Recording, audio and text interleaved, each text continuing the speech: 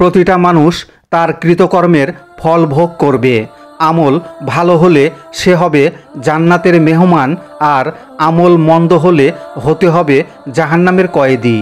পাপ মানুষকে জাহান্নামী বানায়, কিন্তু এবাদত বন্দেগী তথা নামাজ রোজা ইত্যাদি না করার কারণে যে পরিমাণে মানুষ জাহান্নামে যাবে তার চেয়ে বেশি মানুষ জাহান্নামে যাবে দুটি পাপের শাস্তি স্বরূপ।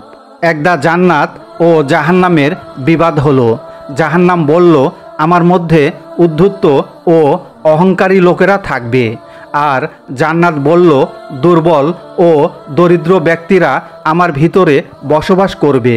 অতপর মহান আল্লাহ তাআলা তাদের মধ্যে ফয়সালা করলেন যে, তুমি জান্নাত আমার রহমত, তোমার দ্বারা আমি যার প্রতি ইচ্ছা অনুগ্রহ করব, এবং তুমি জাহান্নাম আমার শাস্তি, তোমার দ্বারা আমি যাকে ইচ্ছা শাস্তি দেব, আর তোমাদের উভয়কেই পরিপূর্ণ করা আমার দায়িত্ব।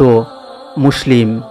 জান্নাতে এমন লোক প্রবেশ করবে যার অন্তর হবে পাখির অন্তরের মতো। মুসলিম। কিছু কাজ মানুষকে জান্নাতের পথ দেখায়, মানুষকে জান্নাতে পৌঁছাতে সহায়ক হয়, মানুষকে আল্লাহর নেক বান্দাদের অন্তর্ভুক্ত করে। আবার কিছু কাজ মানুষকে আল্লাহর রহমত থেকে দূরে সরিয়ে দেয়, মানুষকে জাহান্নামের দিকে ঠেলে দেয়। আবু হুরায়রা রাদিয়াল্লাহু তাআলা আনহু বলেন, রাসূলুল্লাহ সাল্লাল্লাহু আলাইহি ওয়াসাল্লামকে প্রশ্ন করা হলো, কোন কাজটি সবচেয়ে বেশি পরিমাণ মানুষকে জান্নাতে নিয়ে যাবে? তিনি বলেন, আল্লাহভীতি, তাকওয়া ও উত্তম চরিত্র।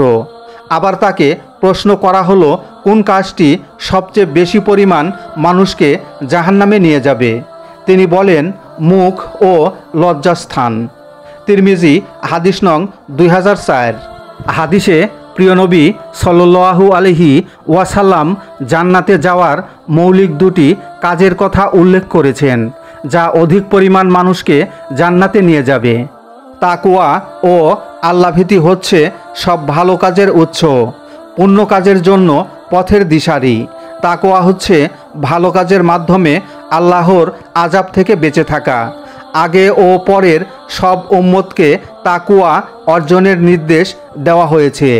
আল্লাহ তাআলা বলেন, আর নিশ্চয় আমি নির্দেশ দিয়েছিলাম তোমাদের আগে যাদের কিতাব দেওয়া হয়েছিল তাদের এবং তোমাদেরও, যেন তোমরা তাকওয়া অবলম্বন করো। সূরা নিসা আয়াত 131। যে কাজগুলো অধিক পরিমাণ মানুষকে জান্নাতে নেবে তার মধ্যে দ্বিতীয়টি হলো উত্তম চরিত্র। আমাদের মহানবী সাল্লাল্লাহু আলাইহি ওয়াসাল্লাম ছিলেন সর্বোত্তম চরিত্রের অধিকারী। পবিত্র কুরআনে মহান আল্লাহ তাআলা বলেন, আর নিশ্চয় আপনি মহান চরিত্রের উপর অধিষ্ঠিত। হযরত আয়েশা রাদিয়াল্লাহু তাআলা আনহা বলেন, স্বয়ং কুরআন রাসূলুল্লাহ সাল্লাল্লাহু আলাইহি ওয়াসাল্লাম এর মহৎ চরিত্র, অর্থাৎ পবিত্র কুরআন যেসব উত্তম কর্ম ও চরিত্র শিক্ষা দেয় তিনি সেসবের বাস্তব নমুনা। হযরত আলী রাদিয়াল্লাহু তাআলা আনহু বলেন, মহৎ চরিত্র হলো কুরআনে বর্ণিত শিষ্টাচার।